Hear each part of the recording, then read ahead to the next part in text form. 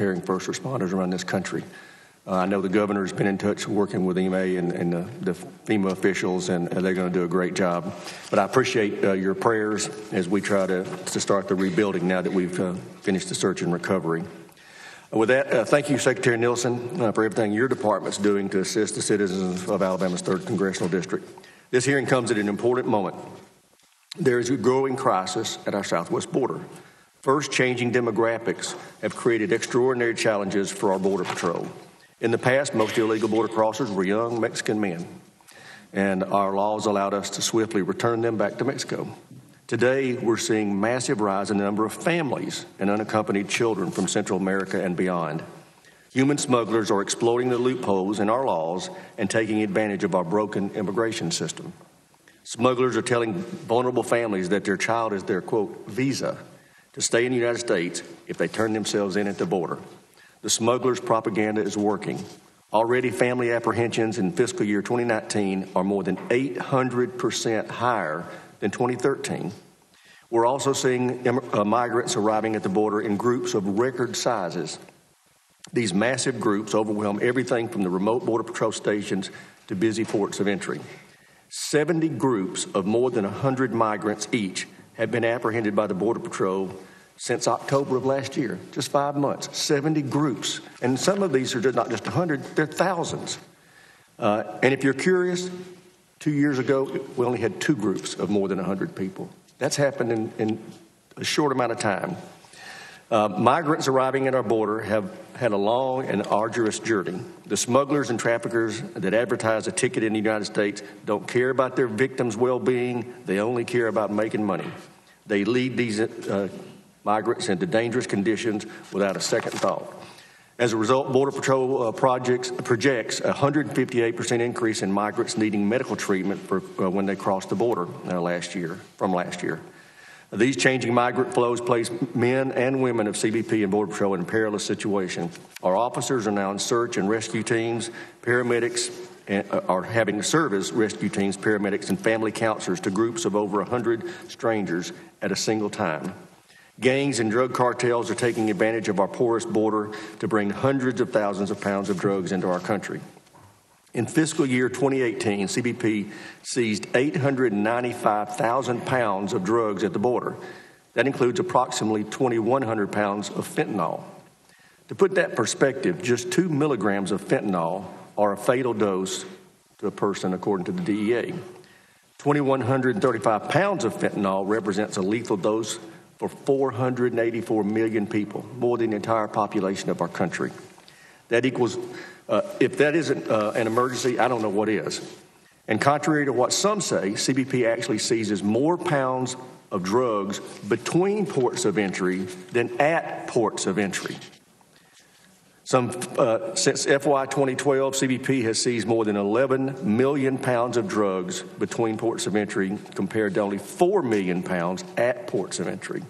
Mr. Chairman, we have to stop the flow of illegal immigrants and community-destroying drugs across our southwest border. We must put an end to the transnational gangs that profit off these illegal enterprises and bring crime to American streets. The only way to do that is to secure the border. And we need an all-of-the-above approach to border security that includes manpower, 21st century technology, and barriers. With this approach, we will deter human trafficking, human smugglers, and others from crossing hundreds of miles of open desert with innocent children and putting those children in grave danger. Fewer drugs will make it into the United States, saving lives and making our community safer. We know an all-of-the-above approach works. In areas where we have built a wall system, illegal traffic has plummeted. In San Diego, illegal traffic dropped 92% after the barrier was erected. In El Paso, illegal traffic dropped 95%. And in Tucson, illegal traffic dropped 90%. Let's build on this success. Border security and keeping Americans safe used to be priorities for both our parties. I've been on this committee since, just like the chairman, since its inception. We never argued about whether barriers worked until Donald Trump wanted them. This is not rocket science. Now that many of my Democrat colleagues are going to be calling for the abolition of ICE, and I don't understand that. Rather than use this hearing to score political points, I encourage my colleagues to take this opportunity to hear from the Secretary herself about the challenges at our border and what the committee can do to address the changing dynamics as I've just described. I welcome the Secretary's testimony and the excellent work she's been doing for our committee, and I thank the Chairman for the time and yield back. Thank you very much. Other members of the committee are reminded that under the committee rules, opening statements may be submitted for the record. The Chair also wishes to remind members of the committee and members of the audience that Rule 10A prohibits breaches of committee decorum and allows the Chair to respond accordingly. With that, let me introduce our witness today. Secretary Kirstjen Nielsen has been the Secretary of Homeland Security since December 2017 and was last before the committee in April of 2018. I want to thank her for joining us today and look forward to her testimony. I now ask the Secretary to rise and be sworn in. Please raise your right hand. Do you swear or affirm under penalty of perjury that the testimony you're about to give is true and correct to the best of your knowledge, information, and beliefs, so help you God? I want to thank the Secretary. Without objection, the witness's full statement will be inserted in the record. I now recognize the Secretary to summarize her statement for 5 minutes. Chairman Thompson, Ranking Member Rogers, and distinguished members of the committee, it is my honor to appear before you today. Before I begin, I want to note that our department has many missions. Our people work tirelessly every day, around the clock, to strengthen the safety and security of the American people against terrorists, transnational criminal organizations, hackers, rogue nation states, natural disasters, and more. I want to applaud them always for their extraordinary vigilance in protecting us all from persistent and emerging threats. But today I want to focus on one core mission in particular, our duty to secure our borders. This is one of the highest priorities of our President, this administration, and my department. Indeed, it is among the most fundamental responsibilities of any sovereign nation. I want to start by stressing that our country remains a beacon of hope, freedom, and opportunity to the world. We welcome more immigrants, temporary workers, and foreign travelers every year than any other nation on earth. Each year, more than 1 million people become lawful permanent residents of the United States. Legal immigration has been a bedrock of this country. We want to strengthen legal immigration and welcome more individuals through a merit-based system that enhances our economic vitality and the vibrancy of our diverse nation. We also will continue to uphold our humanitarian ideals. But illegal immigration is simply spiraling out of control and threatening public safety and national security. We face a crisis, a real, serious, and sustained crisis at our borders. We have tens of thousands of illegal aliens arriving at our doorstep every month. We have drugs, criminals, and violence spilling into our country every week. And we have smugglers and traffickers profiting from human misery every single day by exploiting people who are seeking a better life, deceiving them about our laws, and fueling everything from sexual slavery to child exploitation to the smuggling of illicit goods. Make no mistake, this chain of human misery is getting worse. Yesterday, we announced that the numbers of apprehension at our southern border have spiked again, substantially. Since late last year, we have been seeing 50,000 to 60,000 migrants arrive at our southern border each month. But in February, we saw a 30% jump over the previous month, with agents apprehending or encountering nearly 75,000 aliens.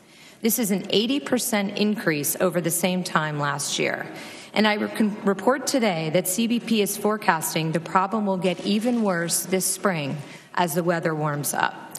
The projections are dire. The agency is now on track to apprehend more migrants crossing illegally in the first 6 months of this fiscal year than the entirety of FY17.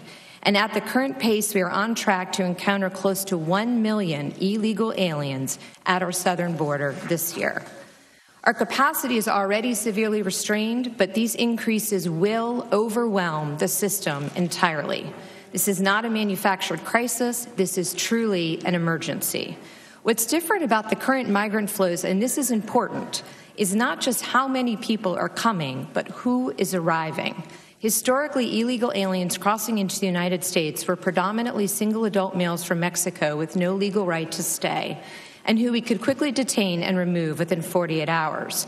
But in recent years, we have seen the numbers of vulnerable populations, children and families, skyrocket.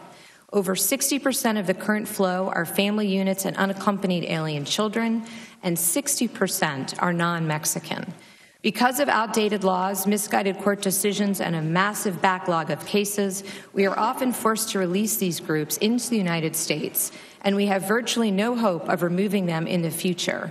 And importantly, our ability to help those truly in need is severely limited. The vast majority of these individuals are from Central America. While many of them initially claim asylum and are led into the United States, only 1 in 10 are ultimately granted asylum by an immigration judge. Unfortunately, when it comes time to remove the other 90%, they have often disappeared into the interior of our country. Smugglers and traffickers have caught on, realizing that the outdated laws, lack of resources, and bad court decisions effectively give them a free ticket into America. Information about the weaknesses in our system have spread quickly in Central America. In fact, they are advertised. And our booming economy under President Trump has made the dangerous journey even more attractive to migrants. As a result, the flow of families and children has become a flood. In the past 5 years, we have seen a 620% increase in families, or those posing as families, apprehended at the border. This last fiscal year was the highest on record. And of great concern to me is that the children are being used as pawns to get into our country. We have encountered recycling rings where innocent young people are used multiple times to help aliens gain illegal entry. As a nation, we simply cannot stand for this. We must fix the system. Today's migrant flows have created a humanitarian catastrophe. In one study, more than 30% of women reported sexual assault along the way, and 70% of all migrants reported experiencing violence. Smugglers and traffickers are forcing migrants into inhumane conditions, demanding extraordinary sums of money and putting their lives in danger. And vulnerable populations, especially children, are coming into DHS sicker than ever before. This is also a public safety and national security crisis. TCOs are using the situation to line their pockets, fueling a rise in other illegal activity and the spread of violent crime into our country. Gang members are smuggling new recruits into the United States, with CBP recording a 50% spike over the last fiscal year of the number of gang members apprehended at the southern border alone. And DHS personnel are grappling daily with the movement of drugs, illicit goods, and unknown threat actors coming across the borders. So what are we doing about this? At the President's direction, we are confronting it head-on in many ways. Let me try to quickly summarize. We've championed a border wall system, which includes infrastructure, technology, and additional personnel. We've implemented virtually every measure within our authority to end catch and release, to keep aliens with no legal right to stay from being released into our country. We've worked with the Pentagon to deploy troops to the southern border, which has helped us achieve tens of thousands of apprehensions and turnbacks of illegal aliens. We've dramatically increased referrals for prosecutions of single adults illegally crossing the border from 12% at the start of the administration to nearly 50% today. We have worked tirelessly with the Northern Triangle countries. I myself can attest to the many trips that I've made and the conversations and negotiations I've had to deal with the root causes of migration and to address the challenges at the source. I talk to my counterparts in Central America almost weekly. I travel down there regularly, and this month I'm happy to report that we expect to sign a historic regional compact, the first ever, with those countries to counter irregular migration, human smuggling, trafficking, and the formation of caravans. This is something I've been pursuing for years, and it will have a real effect on this crisis. We've stepped up efforts to protect women and children from being abused, kidnapped, sexually assaulted, and exploited upon the dangerous journey, and we're doing more to dismantle TCOs, including through concerted interagency action and deeper foreign partnerships. We've intensified operations to seize illicit drugs, especially opioids, as they are smuggled into the U.S., including through the deployment of new technology. We're putting in place important measures to reduce asylum fraud so we can better help those who are truly fleeing persecution. This includes having certain individuals wait in Mexico until their claims are processed and where they are afforded humanitarian protection to ensure that the flow is safe and orderly. But it's simply still not enough. We need Congress to act so that we can take operational control of the border, as Congress directed us in law to do, to protect vulnerable populations, to reduce the life-ending flow of drugs into America, and to confront the scourge of human trafficking. Without congressional action, America's borders will never be secure. Until we deal with the outdated laws that contribute to this problem, the situation will only get worse. Simply put, the laws are not keeping up with the migrant flows. The gaps in the system are obvious. Just as laws must be revised to address technological advances and emerging threats, so too must the laws be changed to address vastly different circumstances at the border. If migrants arrive with children, we can only detain them for days, and then we have to release them. Even when they have no legal right to stay, we cannot keep them together as a family. Please summarize your statement. Please. So what do we need? We need Congress to change the law to promote family unity, to ensure the safe and prompt return of UACs back to their home countries, and to close loopholes that allow dangerous criminals to get released into our communities. I'm happy to, in response to questions, talk more about our activities with the Northern Triangle, but I would just like to conclude my remarks by asking for Congress to work with me. I'm happy to meet with anyone that has a suggested solution. No rational person would design an immigration system like we have today. It's dangerous for Americans, it's dangerous for migrants, it undermines our nation's values, and it fails to uphold our fundamental obligations to the American people. Although we may disagree on solutions, I hope there can be a consensus that the current system isn't working and that this is an emergency we must address together. I look forward to your questions. Thank you, Chairman. Thank you very much. We allowed you to go over because some people need to hear you for the first time. I greatly appreciate that, sir. So, and thank you. As I said in my opening statements, Madam Secretary, we've sent requests for a number of information to you, and we've not gotten the information back. Can you commit to this committee to get that information back? Apologies. Yes, sir. And it's in detail. It's not where it needs to be. So I want to encourage you there. Asylum seekers. A lot of us have had an opportunity to talk to a number of people involved. Can you tell the committee why asylum seekers are being turned around contrary to law? Sir, all asylum seekers have the opportunity to present their case.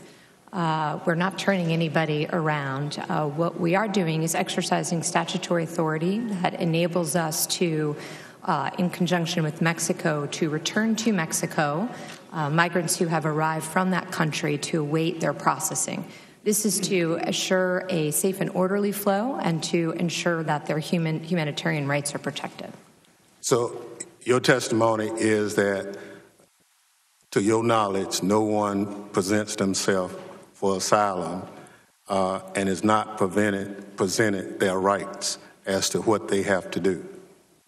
Our policy and processes when we encounter, as you know, an alien is we do provide them with information on their legal rights, their ability to access counsel. I'm not sure if you're referring to credible fear. If you do not pass that initial credible fear screening, obviously then you do not, you can appeal that, but generally speaking, you do not go on to meet before an immigration judge for your asylum claim. So is that something you do in writing or you do it orally? Both. They are presented with information in writing, and then we also, of course, advise them orally. Can you present this committee with the written direction that asylum seekers receive from your department when they present themselves? Yes. The other situation is the president made a comment that he really didn't need to do the emergency declaration. He just wanted to do it faster. Do you have any information for the committee as to what he was talking about? My conversations, of course, with the president, generally speaking, are protected under privilege. But what I would say is his explanation in general and public has been that he hoped Congress would act, that it didn't have to come to issuing an emergency declaration if Congress had met his request to fund the resources that CBP has requested.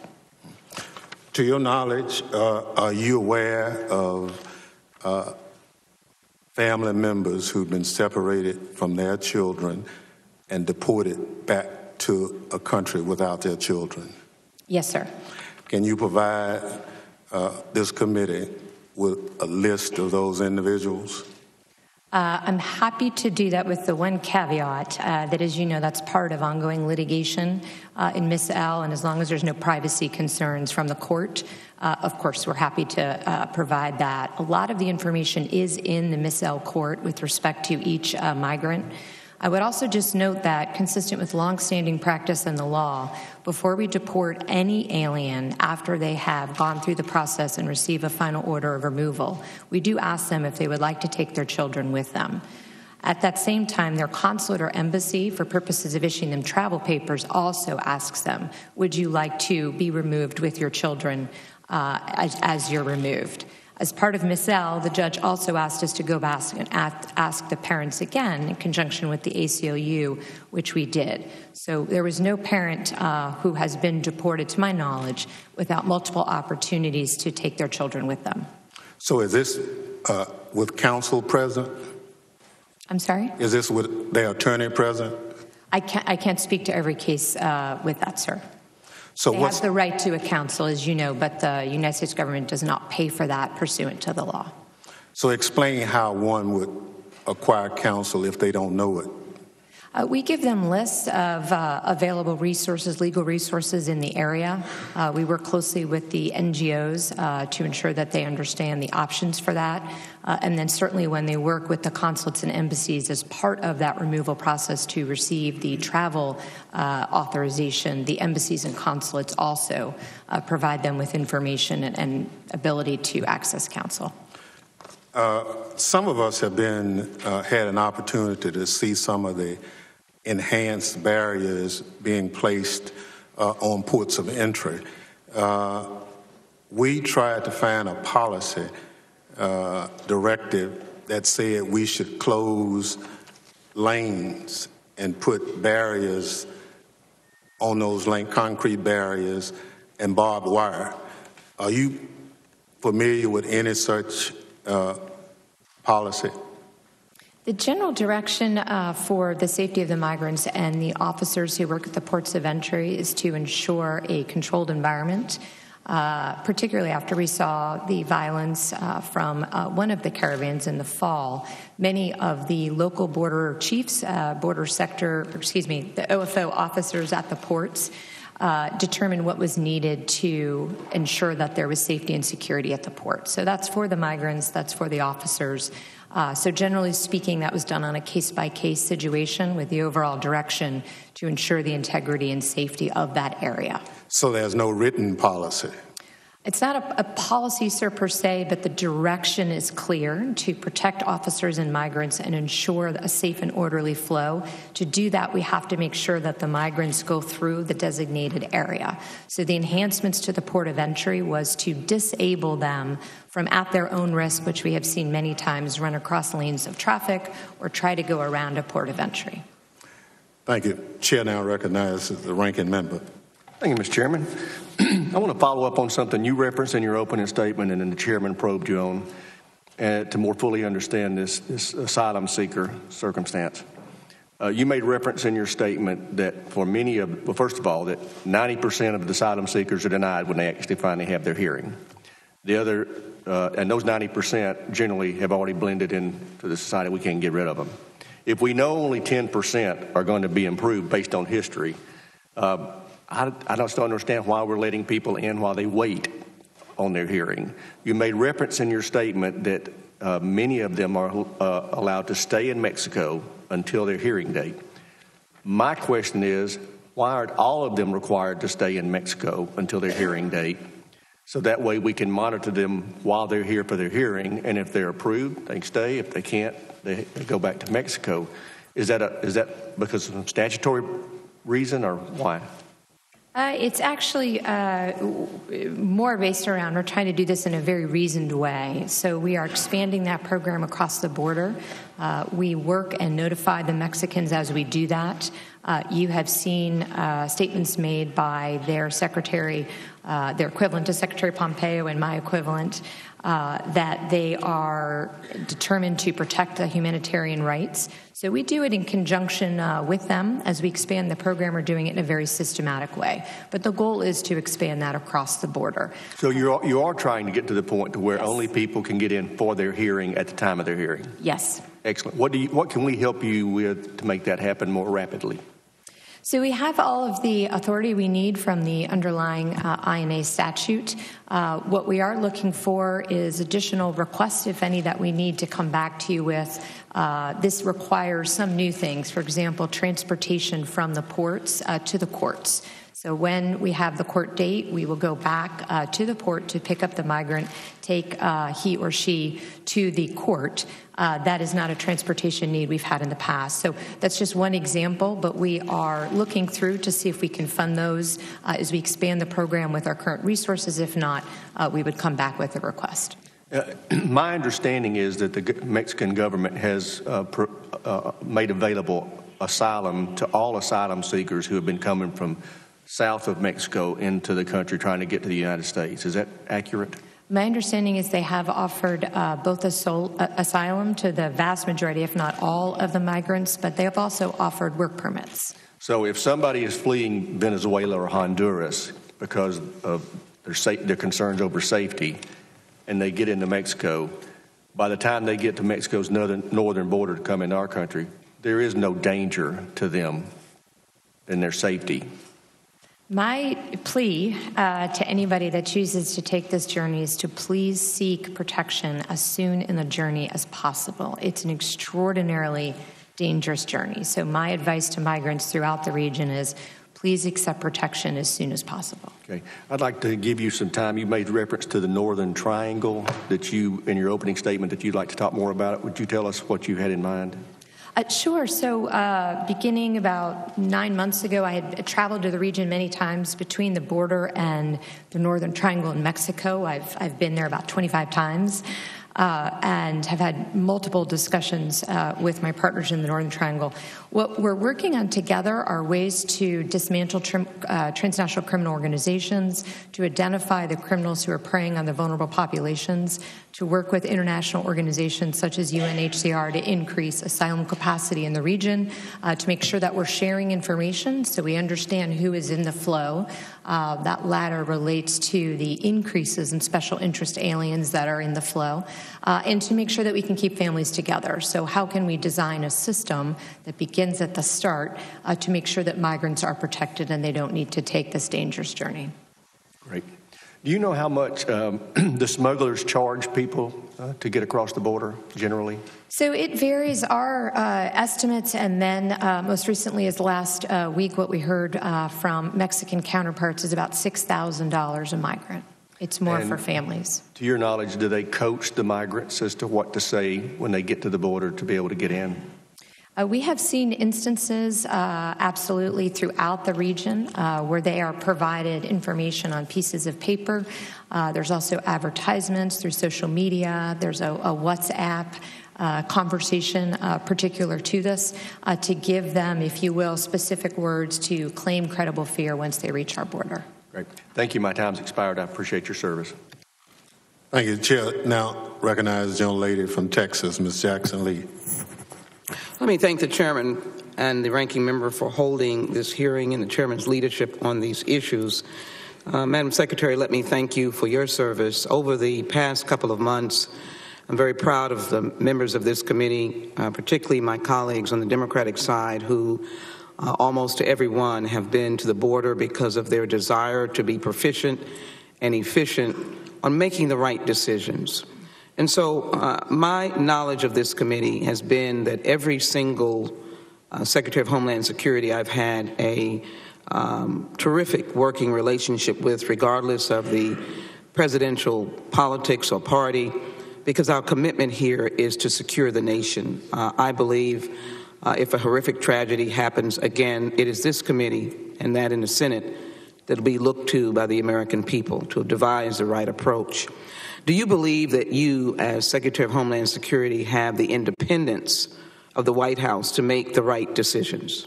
Can you independently make a decision in contrary to the President of the United States on behalf of the American people for what is best for them? Ma'am, what I can tell you is I take my oath with utmost extreme importance. I always do my best. Is your oath to the American people, your oath to the President of the United States? No, ma'am. The oath, as you know, is to the Constitution and the people of the right. And in that vein, do you have the ability to make independent determinations? I do what I believe is best for the men and women of DHS in this country.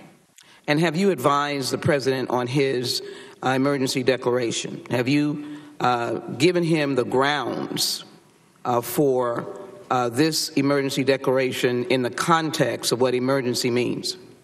What I have done is I've given him all the facts from the men and women working at the border, many of whom I know you all have met with, and thank you for that.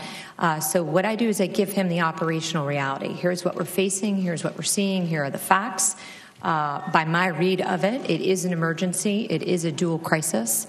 That's the information I provide. Well, if there's any data that you have given him in particular, I'm going to request that it be made available to this committee, whether in a classified section or not, in writing.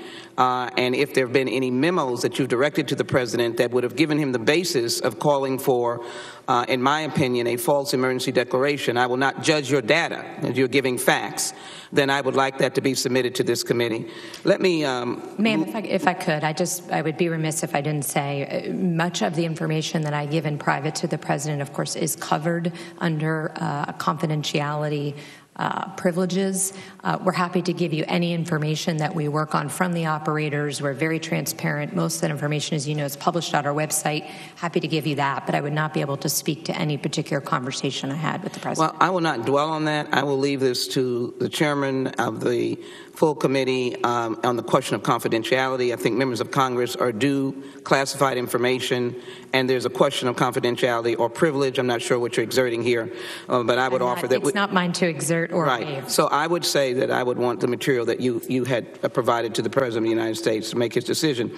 Let me ask you, do you have a census of all of the children that are being detained in the various facilities, both the ones at the border and others that are in partnership with HHS? Do you know how many young people are detained? Yes, ma'am. I don't have that number in front of me. We have all of the numbers. Would you provide that for me? Yes. The next question is, what is the pathway of reuniting those children detained? My number is about 12,000 plus.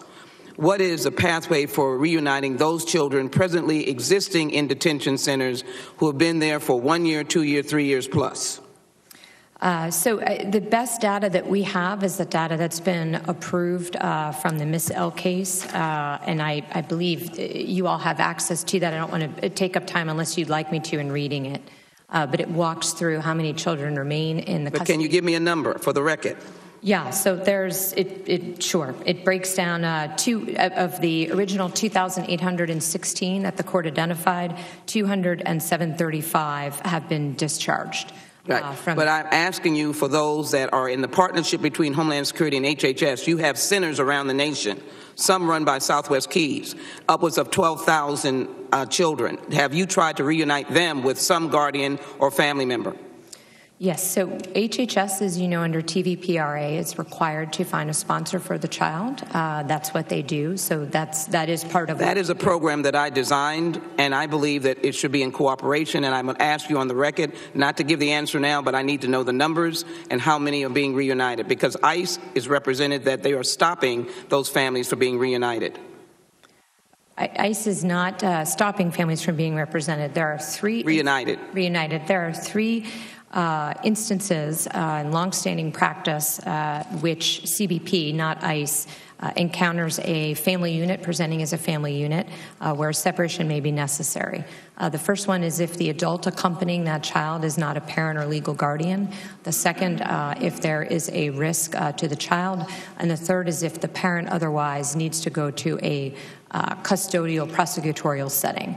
Longstanding process. The numbers are not high. Happy to provide them with you, but that is what CBP does at the border for the protection of the child. Mr. Chairman, thank you. I'll have questions for the record. Thank you. And the answers have not been given. Thank you so very much. Thank you very much. Chair recognizes the gentleman from New York, Mr. King. Thank you, Mr. Chairman. Secretary, thank you for your service, and I appreciate you being here today. I'd like to focus, if I could, on unaccompanied minors, specifically involving MS-13. My district, unfortunately, is probably the epicenter of MS-13. We had a series of 25 murders within 18 months from the fall of 2015 to the spring of 2017. I think almost all the victims were immigrants, documented and undocumented. So it was a slaughter within the immigrant community. What we found was that many of those murders were carried out by unaccompanied minors. I think in the most recent series of indictments, of the 11 indicted for murders, 7 of them had come across as unaccompanied minors. And let me commend your department and others. Since April of 2017, there have been no murders. There were 25 in the previous 18 months, none in Suffolk County since then, and I commend you for that. HSI has done an outstanding job. FBI, Justice Department are working in conjunction with the Suffolk and Nassau County Police, so I thank you for that. But what was found at the time was that these minors coming across, a number of them were actually sent by MS-13, or if they weren't sent by MS-13, the families that volunteered to take them in from HHS were either supporters of MS-13 or had relatives back in Central America whose lives are being threatened if they did not take them in. And then they went into the schools, and in certain schools, there are actually areas of the school that were taken over by MS-13 young people. And again, as I said, a series of those, a large number of those murders were carried out by MS-13. What the police said at the time was they were concerned that there was no vetting when these unaccompanied minors, I know they get turned over to HHS, so this is maybe more of an HHS issue than yours, but again, as to whether or not they had any MS-13 connections, nor was there any vetting of the families who were volunteering to take them, nor were the local police notified when these unaccompanied minors were coming into these school districts, and the school district had no choice but to take them. So I ask you now, is there increased vetting as to knowing whether or not these unaccompanied minors have any MS-13 connections, whether or not the families volunteering to take them have MS-13 connections, and are local law enforcement notified when these unaccompanied minors come into their districts? Thank you. Let me take them bite sizes. Yeah. We do now do background checks. One of the things I was very concerned about when I came in as secretary is that we were not doing enough to protect children, to ensure that the adult coming to pick them up out of HHS care did not pose them a threat. And certainly one of the threats that could be posed would be if that adult was part of MS-13. We now do background checks. HHS uses the information on that background check to determine the suitability of the sponsor before they release the child.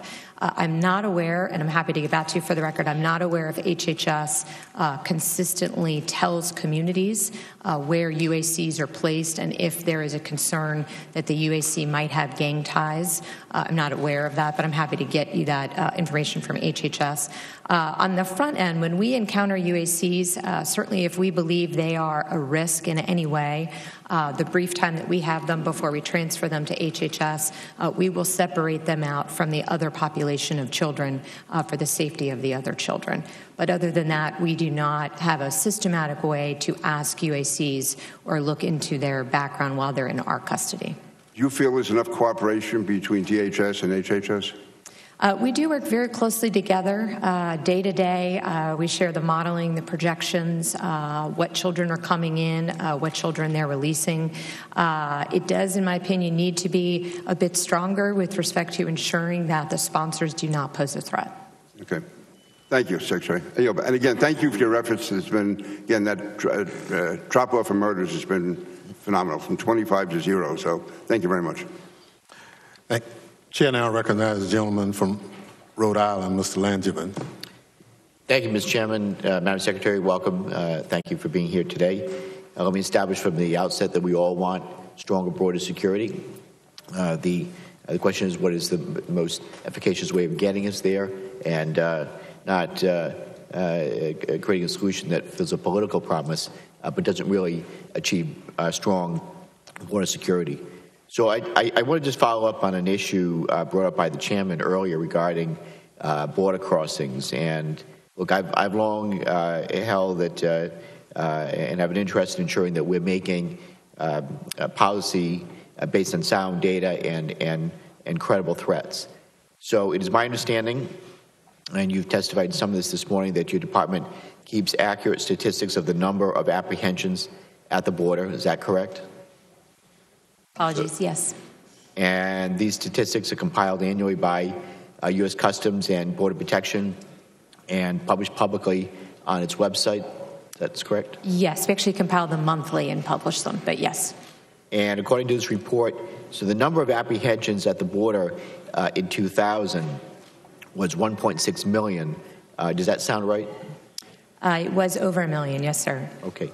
And these statistics show that in 2018, the number of apprehensions had fallen to just under 400,000. That's a drop of 75%. Is that right? Yes, sounds about right. Okay. So I have a chart that I'd like to display that shows the change in apprehensions. So now I want to ask you about what the president had said about border apprehensions.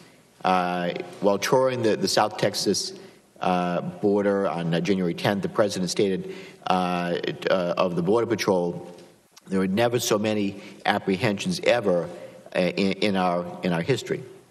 So, Secretary Nielsen, what the president said was not accurate, was it? I apologize, I don't know the full context of that. What I can tell you is we have encountered more family units per month than ever in history. No, I just want to know what the president said. Is it accurate or not? I just don't know the context of his statement, sir. If he was talking about family units in a particular sector, I'm talking about the number. We went from 1.6 million in 2000 apprehensions and 400,000 in 2018. The president said that there were never so many apprehensions at the border in our history up until now. Is that accurate? Was the president accurate? Again, it depends on the context because it depends on the type of migrant, sir. Okay, it's either the 400,000 figure is either accurate or it's not. If it's accurate, then the president was not accurate. Is that correct? Again, we've had monumental high numbers in some areas of the border. Chairman, I'm just trying to get a yes or no. Sir, I just don't know the context of his statement. Okay. So I'm trying to give you my most accurate testimony. What I can tell you is that in some places we have had record months of families. In some areas we have had record numbers of apprehensions. Okay. Well, as a gentleman, I think he's asking for the total number, not a selected category. The total number, we are on track for this year for 900,000 apprehensions at the border. But that wasn't the question. Okay. Is the president misleading the American people? Is he accurate in what he's saying? It's the largest amount of detentions, or is it not apprehensions at the border? In some categories, we have had record-breaking apprehensions. Okay. Well, the president's claim, in the way I read it, is misled the American people. It gave the public fundamentally flawed factual information on a key border question. Did you take any steps to correct the information when the president stated what he did? We provide information that we gather from CBP and all of our components for that matter. We provide them as a matter of course to the White House, and we try to put those numbers in context. Well, Madam Secretary, the reason I ask these questions is that they really go directly to the heart of the rationale for the president's emergency declaration. The president has been telling the public that there's an emergency at the border because crossings and apprehensions are at record high levels. But as you really have conceded yourself in the testimony, the facts are exactly the opposite when you're looking at the actual number. Apprehensions today is substantially smaller than they were 20 years ago. So my time is expired, but it is inaccurate. It's deceitful, I believe, to be inflating numbers or making statements that are not accurate. The president is wrong. Chairman, would you mind if I just responded briefly? What I would say, sir, if the larger question is about the emergency, unfortunately what we're seeing is a very different situation. So it's not just the number. It's the abuse of the migrants along the way. It's the sexual abuse. It's the violence. It's the new phenomena that we see of large groups coming, which the system was not prepared to care for. Many of our facilities were made for maybe 100 people a day. We're seeing 1,800 family units in a given sector on a given day. So when you put all of the facts together, the problem is not just the vastly increasing numbers, and again, we jumped another 30% from last month, but it's the type of migrant that our system is not set up to protect. Originally, it was single adults from Mexico. Now it's mostly Central Americans, and the vast majority are vulnerable populations, which are families and children. All of that together is a crisis because the system is not built for that type of flow. Well, Mr. Langerman, we'll follow up with some more direct information on that. And I would ask the Secretary if yes or no would be very helpful in some of the questions that you asked. And I think that's what Mr. Langerman was really trying to get to, not anything else. Chair recognizes the gentleman from Texas, Mr. McCall. Thank you, Mr. Chairman, and Madam Secretary. Welcome to this committee. I've been following the border probably longer than I care to. Back when I was U.S. Attorney, Western District of Texas, to 15 years on this committee, chairman of this committee. Hard to get a good solution. But I can tell you, at least as I see it, and I just want to get your understanding that the threat has changed. It used to be in the old days we had predominantly males crossing for work. Now we have more family units than ever crossing because the coyotes understand the legal loopholes that we talk about, and they now know how to exploit them, and they're making a heck of a lot of money off it in the process and putting children in harm's way up that dangerous journey as they go northbound. In fact, in February, I think the apprehensions were 76,000 immigrants that were apprehended at the border. Then you throw on the fentanyls, the meth labs, dangerous drugs coming into this kind of the human sex trafficking. I think it is a crisis. I think the president's correct in saying it's an emergency and that we need dire action now. I'm disappointed we didn't pass the Goodlatte-McCall bill last November. I think it would have solved a lot of these problems. But about every Democrat voted against it and 20 Republicans voted against it. That was a historic opportunity, and here we are talking about this problem when we know that the laws are the magnet that draw them into the United States of America. And until Congress acts, and I look at you and I feel not sorry, but it's not your fault. It's Congress that's failed to act to solve this problem. And until Congress acts to solve the problem, we're going to continue to have this constant problem on our border. I think the president's doing everything he can in a creative way as well to get security down there that I think is very important. But I want to also talk about root causes.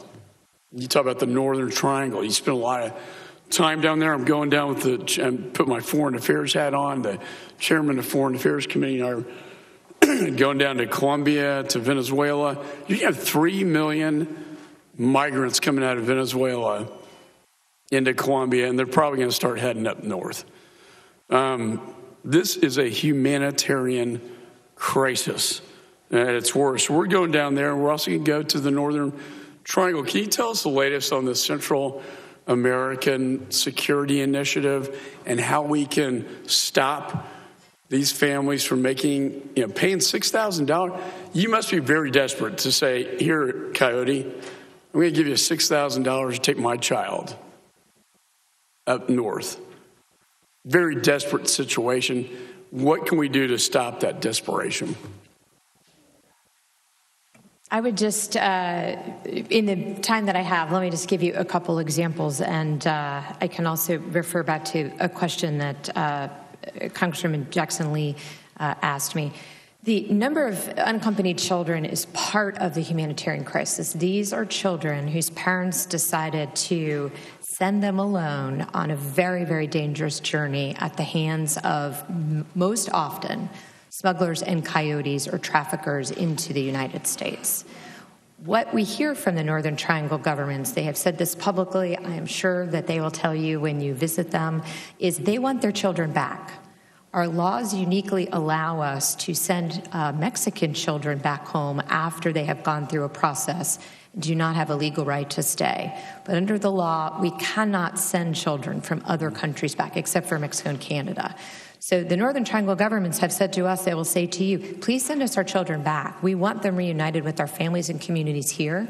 We don't want the smugglers to be able to convince parents to send their children on this perilous journey where they are absolutely victims of violence and abused. As you know, sir, very unfortunately, because of the increase in violence at ICE, when we have families with children, we have to give every girl a pregnancy test over 10. This is not a safe journey. So I ask again that we change the law, we treat all children the same, and we afford them the opportunity to go back home if they have no legal right to be in the United States. The other part of this that I think we need to do is we need to find a way to be able to keep families together. Families need to be able to be kept together, go through the process. If they have a legal right to stay, we will welcome them here. If they don't have a legal right to stay, the most humanitarian thing to do is to remove them efficiently and effectively.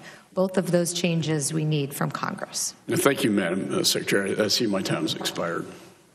Thank you very much. The chair now recognizes the young lady from New York, Ms. Rice. Thank you, Mr. Chairman. Madam Secretary, I just want to ask you to qualify a question that was asked before. Can you confirm that there has never been a parent deported under your tenure without finding out if they want their children to go with them? Simply yes or no. Can you confirm that? To the best of my knowledge, every parent was afforded that option. Okay. Secretary Nielsen, on June 17th of 2018, you tweeted, "We do not have a policy of separating families at the border, period." Then Attorney General Jeff Sessions announced the Justice Department's zero-tolerance policy to prosecute all individuals who cross the border outside of ports of entry, and he made that announcement on April 6th of 2018. In a memo to you dated April 23rd regarding the Justice Department's zero-tolerance policy, CBP Commissioner Kevin McAleenan, USCIS Director Francis Cisna, and then ICE Acting Director Thomas Homan stated DHS could also permissibly direct the separation of parents or legal guardians and minors held in immigration detention so that the parent or legal guardian can be prosecuted pursuant to these authorities. Did you read that memo, yes or no? Yes. Did you concur with this assessment made by your component agency leaders, yes or no? There were many assessments in there. I concurred with their recommendation on what to do to increase consequences for those crossing the border illegally. The piece that I just read, do you concur with that? I'm sorry, could you read that particular? DHS could also permissibly direct the separation of parents or legal guardians and minors held in immigration detention so that the parent or legal guardian can be prosecuted pursuant to these authorities. That specific statement. As I understand it, we have the legal authority to do that, yes. Did you agree with that? What I agreed to do is to... No, did you agree with that assessment that they made? That wasn't a recommendation, ma'am. It's a legal statement. We do have the legal authority to do it as I understand it. Were you aware that the zero-tolerance policy would lead to minors being separated from their parents, yes or no? As we increase consequences for those who break the law, just as yes everywhere... Look, I have such limited time, Madam Secretary. Okay. I'm sure you can appreciate that. As a consequence for a parent going to jail, we in this country do not take the children to jail. Okay. So I take that as a yes, that you understood that the zero-tolerance policy was going to lead to minors being separated from their parents. As it has in the last 3 administrations. Yes. Okay. So the answer is yes. At the end of February, BuzzFeed News reported that you did not issue guidance on how to implement the zero-tolerance policy until May 4th, which was about a month after the Attorney General Sessions announced the policy. Did you discuss this policy with Attorney General Sessions before he announced it on April 6th? Yes or no? This was an ongoing discussion. No, yes or no? Did you discuss the zero tolerance policy with the then Attorney General Sessions before he made the announcement on April 6th? Yes or no? At some time before the announcement, we had the conversation. I did not know he was making that announcement that day. But you knew, you had a conversation with him about the zero tolerance policy, yes or no? Yes. Zero tolerance means prosecuting those who break the law. Yes, we as law enforcement agencies talk about prosecuting those who break the law. So then why did you wait until May 4th to issue implementation guidelines? Because we wanted to work within the department to ensure we could do it in a appropriately safe way with compassion. As you mentioned, the memo from my component heads came April 23rd. I then issued, after many consultations with them, the direction to increase prosecution between ports of entry, which is the only place where that's against the law, for all adults coming across the border illegally. We all know the results of the policy and the compassionate or lack of compassion. Ma'am, it's not a policy, it's the law. We enforce the law. The policy is a policy. You just talked about discussing that policy with the then Attorney General. So I have 1 minute left. I have 3 quick questions. During your tenure as Secretary, how many times have you waived environmental regulations required under the Endangered Species Act for border barrier construction? There are multiple laws that we look at. I can get I'm asking you specifically about this and I'm one. trying to answer it. I believe 4 or 5, but I will get you the exact answer. During your thank you. During your tenure as Secretary, how many times have you waived environmental regulations under the Clean Water Act for border barrier construction? It would be the same number. Again, I'm happy to get you the exact number. Okay. And during your tenure as Secretary, how many times have you waived environmental regulations under the Clean Air Act for border barrier construction? It should be the same. I'll get you the number. Okay, thank you. Thank you, Mr. Chairman. Thank you very much. Chair now recognizes gentleman from New York, Mr. Katko. Thank you, Mr. Chairman, and thank you for the kind words about my father. I very much appreciate it. Welcome, Ms. Nielsen. It's nice to see you again. I have a rather unique perspective on the border, and I know a lot of people are going to be talking about the immigration component. But the crisis is just not with respect to immigration. It's with respect to the drugs that are pouring across this border and that are killing our kids at a rate of 5 an hour for heroin alone, which is frightening. And one of the big components of that is fentanyl. And just a tiny amount of fentanyl is what's proving fatal in most of the heroin overdoses now because of fentanyl is being mixed with the heroin. Can you tell me if there's been any significant seizures of fentanyl at the border recently? At the border, yes. In the interior as well. ICE, overall interdicted enough fentanyl last year to kill every American twice over. That's substantial amounts of fentanyl. So and that's enough to kill every single American? Twice, yes, sir. It's amazing. Now, when I was on the border, I was a federal prosecutor in El Paso, Texas, and I was charged with going after cartel-level drug traffickers.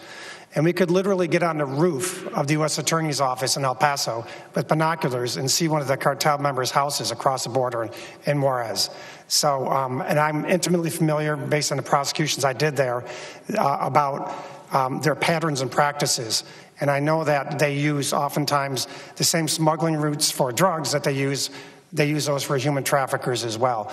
But I also know that when you beef up security and you beef up scrutiny at the ports of entry, at least back when I was there in the mid-90s, that they often just simply went around and avoided the ports of entry. Can you tell me, is that still holding true today, where if you put a pressure point in one place, they find the other holes in the border and go across there? Yes, sir, that is still true. Okay. So with respect to that, isn't it fair to say it's important that if you increase the scrutiny at the ports of entry, which is absolutely critical, that you also need to beef up the other parts of the border with barriers where necessary and sensors and all the other things? It's not an either or. That's exactly right. That's my point. Yes.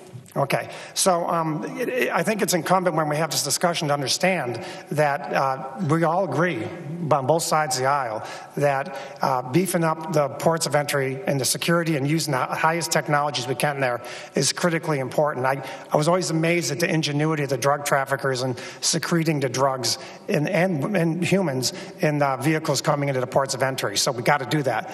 But as soon as you do that, they're going to go out to the areas where the weak points are. Can you tell me where some of the weak points are now that need barriers? Sure, particularly in the Rio Grande Valley, which is one of the areas that we will focus on with the new border funding. El Paso is a particular area where we see increased flow, particularly with the number of families. It's well over 1,000% increase in families traveling through that particular area. And of course, when I say El Paso, as you know, I mean the sector. El Paso sector, I understand. Yes, sir, through the ports of entry. Those are the two main areas. As you know, we have a border security improvement plan that we provide, that we update each year, and we go in a risk-based way as to where those smuggling routes and violence are. Now, the barrier that's being contemplated, that's been a subject of much consternation over the last several months, it's not for the entire southern border, is it? No, sir. And how much are we really talking about? How many more additional miles of barrier are we talking about? At 700, a little more than 700. And is it fair to say that up until this administration, it's been a pretty bipartisan agreement that barriers are needed at certain points along the border? Yes, sir. Okay. I want to switch gears, if I may, just for a moment. With respect to cybersecurity, which I'm the ranking member of that subcommittee right now, there's a bill that we're going to be submitting next week that suggests and asks that a cybersecurity and infrastructure advisory committee be created, similar to what we did with TSA and the ASAC committee. Are you familiar at all with that bill? And do you think that an advisory committee is necessary? So we're happy to work with you on that. We do have a critical infrastructure advisory council already, but we have been looking into whether we need something that can focus more specifically on cyber because it is a unique expertise, as you well know. So we're happy to continue to have our staff work with you on technical assistance on that. Right, and it's fair to say that cybersecurity is probably one of the biggest threats to our country right now overall, and so the more we can have information flowing going back and forth between the stakeholders and Homeland Security, the better it's going to be. Yes, sir. I know it's not the particular topic today, but I will just say, as I have said before, the threat to cybersecurity is blinking red. It is absolutely one of, if not the highest threat that we've faced in the homeland. Thank you, Ms. Nielsen. I'll yield back, Mr. Chairman.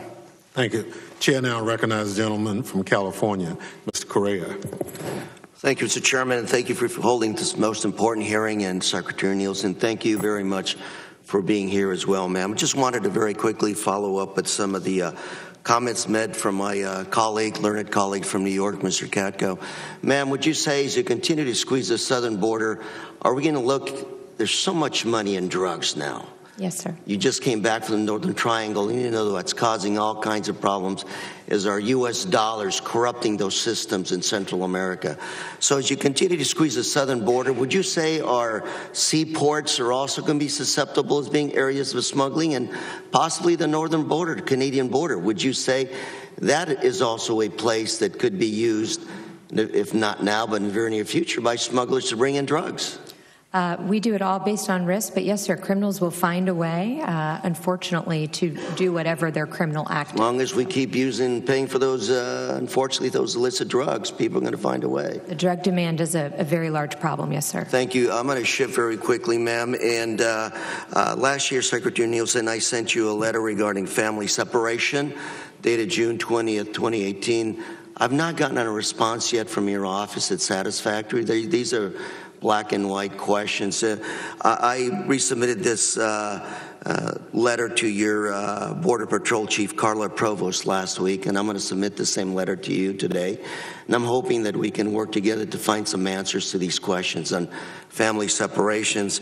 One of my new assignments is I'm going to be chair of a subcommittee on TSA security, and like everybody else in this committee, we're all concerned about safety, especially terrorist, anti-terrorist activities. And you stated recently that to Congress in fiscal 2017, DHS prevented 3,700 known or suspected terrorists from coming into the U.S. I think most of these were being stopped at our airports. Is that correct? Yes, sir. Something like 3,700 were actually stopped by our TSA agents at airports. Maybe less than 100 southern border, less than 10 at the southern border. and more like 100 at our northern border. Does that sound about right? The majority were through the air environment. The only thing I would just add is many of them are actually identified by CBP as part of the vetting before they travel. So they're either stopped from traveling or, as you say, stopped by TSA or CBP once they arrive. So this is the work that you do in coordination with other nations around the world. Brazil, I know Brazil's a very popular jump-off point to the U.S. in terms of possible suspected terrorists. Brazil has a much more open visa enterprise, and so because of that, yes, sir, we do see it being exploited, unfortunately. The reason I ask this is because I want to do a deeper dive into some of these numbers to really put our resources where we really need to focus on stopping terrorists. In fiscal year 2018, open source reporting by CBP data, only 6 suspects caught at the southern border. And I presume you continue to have the vast number being stopped at our airports. So I can't speak to the, as you can understand, I can't speak to the particular number of terrorists stopped at the southern border because that is classified, at least not in this setting. Correct. And I will look forward to working with you in a classified setting to address these issues. Would be happy to. Just real quickly for perspective, though, yes. What I would say is, there's another category called special interest aliens, where those who've been identified as individuals who travel or have other aspects that are very similar to a terrorist. We do see increasing numbers of those coming throughout the system. But and let me say, I'm running out of time and want to work with you on these issues. Understand. Again, deeper dive. But our TSA officers, I'm concerned because TSA was put together after 9/11, and they were actually being paid by the airports at that time. And now we find out TSA officers have to be professionals. They have to be well-trained because we see where the challenge is when it comes to stopping terrorists coming into the U.S. So I look forward to working with you and coming up with a package of some of these officers to make sure they're the best of the best. And finally, I wanted to say, I was in the Northern Triangle, I think the day or so before you were there. Yes. And I say I want to hats off to those Northern Triangle countries trying to work with us. I know Honduras, for example, the jump-off point to a couple of those caravans. President of Honduras told us that 90% of that first caravan, those folks had actually been returned to Honduras. Second caravan, about 5,000. 60% had actually been returned, and the rest has actually stayed in Mexico. And what I'm trying to say, if I'd make my factual place, if I had more time, is this is not a border issue. This is a regional refugee challenge. My colleague, Mr. McCall, talked about all the refugees from Venezuela to Colombia, but this is a refugee issue. Mexico, I understand, is holding a lot of those refugees and offering them, in your words, permits to stay, work permits. And I'm hoping we can turn the discussion from building a wall to border security to addressing a refugee crisis in this continent. And the one, if I may, Mr. Chairman, the one word people in Central America kept repeating to me was, folks in Central America want hope. Hope for a better life, a better job, some security. And I hope we can sit down and put the political rhetoric aside and focus on giving these human beings a little bit of hope of staying and building lives. Mr. Chair, I yield. Thank you very much. Chair now recognizes the gentleman from North Carolina, Mr. Walker. Thank you, Mr. Chairman. Thank you, Secretary Nielsen, for being here today. Secretary Nielsen, what is the volume of drugs that is coming through the southern border illegally? I don't have the exact figure at my fingertips, but it's going up, particularly cocaine, methamphetamines, and unfortunately fentanyl. Our numbers show since fiscal year 12 about 15 million pounds seized. Does that sound like that's in the ballpark? It does, but it sounds like it might not include the Coast Guard, which would be a whole 15 other million additional. pounds. Would you say that's a crisis? 15 million pounds? Yes, sir. We talked about fentanyl a little bit earlier. Drugs so powerful that less than 5 pounds can kill over 1 million people. Our numbers show that almost 1,700 pounds in fiscal year 2018. Is that somewhere in the ballpark? Yes. Would that be a crisis to the DHS? It is, because it's an extraordinary danger to our communities, but it's also a danger to those who are inspecting packages. We've spent a lot of time on training. We had to do a lot of things differently, even for the dogs who were dying just by virtue of breathing the fumes from the fentanyl. We've talked about the massive amount of individuals or people coming across the southern border. Do you have any estimates per year what that looks like? We are on track right now to be at 900,000 this year. Okay. Are apprehensions of family units and aliens of accompanied alien children increasing or decreasing right now? They are increasing extraordinarily rapidly. Family units went up around 30% from last month. And the same for UACs. Those are the two vulnerable populations that are dramatically increasing. Yeah, I think in the fiscal year 2018, the number was 107,000. Already, the first 4 months of fiscal year 2019, that starts in October, is 99,000. Now, have you had a chance to meet former DHS Secretary Jay Johnson? Yes. Okay.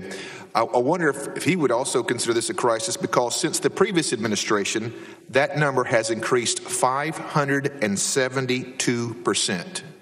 My question, at what point does it become a crisis? Sir, if you ask the men and women of DHS, they would tell you when one migrant dies, when one person is not afforded the opportunity to efficiently claim asylum, they would tell you for a community that has been the victim of violence due to criminals that come in that flow, they would tell you it just takes one. It takes one terrorist, it takes one criminal to ruin a family's lives, and it takes one overdose to kill an American. Did you have any idea of the level of how difficult and dangerous the issue was just a few years ago before you took the position, or has this been something that's been sort of a knowledge that you've ascertained since you've been in the position of secretary? I, before becoming secretary, did not have the opportunity to speak in detail to the men and women on the front lines, and no, I was not aware of how dangerous the situation it is. Do you think most Americans truly understand how dangerous this situation is? I do not, no.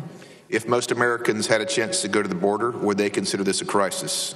Yes, sir, just by the pure numbers coming in and our inability of the system to properly take care of them. What kind of job do you say the men and women that work for Immigrations, Custom and Enforcement, ICE, what kind of job on the front lines are they doing? Extraordinary. They work every day, many times at risk of their own lives. Assaults on Border Patrol agents on Border Patrol officials continue to arise. They do it with compassion. They live in these communities. They enforce the law, but they want to make sure and continue to ask me, to ask Congress to change the law so that the system can be more humane. You know, we talk a lot about as far as people having input who actually are on the front lines doing the work. According to our numbers in 2017, we talk a lot about children, and we should. We should make sure that we restore as many children as we can. I did hear the 3 reasons of why that may be a problem. Sometimes prosecutorial, the guardian poses a risk, or there's another issue that you had to take a look at. But according to our numbers, there were 906 children that were rescued from exploitation just in 2017. Does that number match your numbers as well? Yes, sir. Human trafficking, child exploitation are something that we're working on. We're about to release the first ever DHS strategy to combat that. But yes, the numbers are going up. So all of these numbers continue to go up, whether it's the human trafficking, whether it's the drug smuggling. The former colleague just talked about the more we squeeze the border. Well, evidently, the numbers continue to rise. So as we look at all these numbers, in summary, can you tell the American people that this is not a manufactured crisis, this is a legitimate national emergency?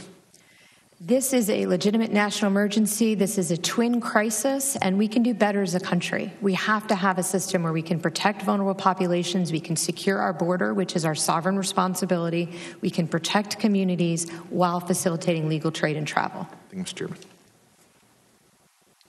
Thank you. Chair now recognizes the young lady from New Mexico, Ms. Tara Small. Thank you, Mr. Chair. Secretary Nielsen, I am the only member on this committee that represents a southern border district. In fact, it includes 180 miles almost of that southern border, and a lot of it is remote, rugged terrain. We've seen in recent months that my district has experienced more migrant families showing up between ports of entry, and such as the Boot Heel of New Mexico. As we've learned through the tragedy of 2 migrant children deaths under CBP custody, most of the CBP facilities near these rural areas aren't equipped to process large groups of migrants. We have to ensure that our agents on the ground have the adequate resources and technology to effectively patrol these areas, keep our communities safe, and provide quality care to the migrants voluntarily presenting at our border. What changes in policies and procedures have you implemented to ensure that CBP can adequately adapt to the rise in people voluntarily presenting at the border and who are showing up at between ports of entry, specifically in these remote areas? So what we've done, I would take it a couple different ways. On the health screening, as you know, unfortunately, particularly because of those remote areas, many of the migrants, when they reach our border, are very sick. So I have worked with CDC, we've worked with HHS, we've worked with the local communities. I've spoken to your previous governor and your current governor about this exact issue. I've asked my bipartisan advisory council to look at this particular issue on families and children and what we can do better. We've increased our medical screening. We screen every child that comes into CBP care. ICE, as you know, if the migrants proceed on to ICE detention, do receive within 7 days a full medical checkup. So we focused a lot on the medical part. In terms of the ability to understand what migrants are coming through remote areas, we're working much more closely with Mexico to identify the flows so that we can have CBP there to rescue them as soon as possible. As you know, we rescued 4,300 in distress last year alone, many of them coming through remote areas where they're dehydrated, they're cold, they're otherwise sick, they haven't had adequate resources and food for quite some time. So we continue to look at all of the processes, but this is something that we are trying to do the best we can within the limited resources that we have. One of the issues that I didn't quite hear addressed there is transportation. And yes. As you know, one of the children who died, part of the challenge was the transportation to a medical facility. So sometimes the hardest but most learned lessons come from past failures. What is the status of the investigation into the deaths of those 2 children, and when will you release the results of those? So as I understand the status of the investigation, right now it's with the medical examiner. So until the medical examiner in both cases releases their final findings, our Office of Professional Responsibility and our Investigator General cannot complete their report. I did ask this question recently. I have not been able to ascertain from the ME when that will be done, but as soon as that will be done, the other parts of the oversight will wrap up their investigations, and I'm sure they will provide, as appropriate, their findings. Do you have any sense of a timeline? I don't. I've asked, of course, that we do it as quickly as possible. There are some extenuating circumstances there. I think the ME is trying to look at information about the health of the child as they traveled along the journey. So I really don't. I wouldn't want to speak for them. And what can you do to make sure that it happens as quickly as possible? I can just keep bugging them and ask that we do it very speedily so that we can incorporate any lessons learned into our processes and procedures. Thank you. Are you looking into the policy of metering at the ports and how that might increase the role of human traffickers to take migrants between ports of entry and also drive them to these rural areas? So it does, as I mentioned earlier, it does have to be an and approach. It can't be an either-or approach. The queue management at the ports is simply to ensure that CBP can perform all its statutory missions, but very importantly to protect the migrants coming in. As you know, when you've seen the facilities, they were built for maybe 100 people a day. They're just not adequate to process and hold large numbers of people. One of the challenges, though, is if you're controlling it at the ports of entry, they can still go to a place between the ports of entry where there's those same lack of facilities and sometimes worse. So are you looking at that impact? Yes, ma'am, and that's why our operators have asked for impedance and denial in the form of obstacles. Thank you. And what has CBP done to minimize attrition in hard-to-fill locations such as Lordsburg or Deming to make sure that we have agents in our most remote stations? So we continue to look at this. I know we're running short on time. I'm happy to work with you. We work closely with the unions on this issue. We're looking at everything from retention bonuses to ability to add additional salary when we transfer, additional benefits on the back end. But yes, this is a problem that we take very seriously, and we're working with all parties on. Thank you very much. Chair now recognizes gentleman from Louisiana, Mr. Higgins. All right, you've been listening to DHS Secretary Kirstjen Nielsen being questioned there by members of the House. You've heard from both Democrats and Republicans, obviously, and for the most part, there's been a serious questioning of the Secretary as to the policies that are put into place by this administration and ways to rectify some of the issues, for example, for the 2 children who tragically died in DHS custody. And so we're going to continue to monitor all that is happening there on the Hill as these hearings continue. But we're going to take a quick break. We'll be right back. Stick around. We turn now to a CBS News investigation. The potential danger that may be looming in the sky. Where an accident waiting to happen. Worn tires, worn brakes. Senators sent a letter to the FAA following our investigation. So to you, that would be a red flag? It would be a field of red flags. Those things keep me up at night.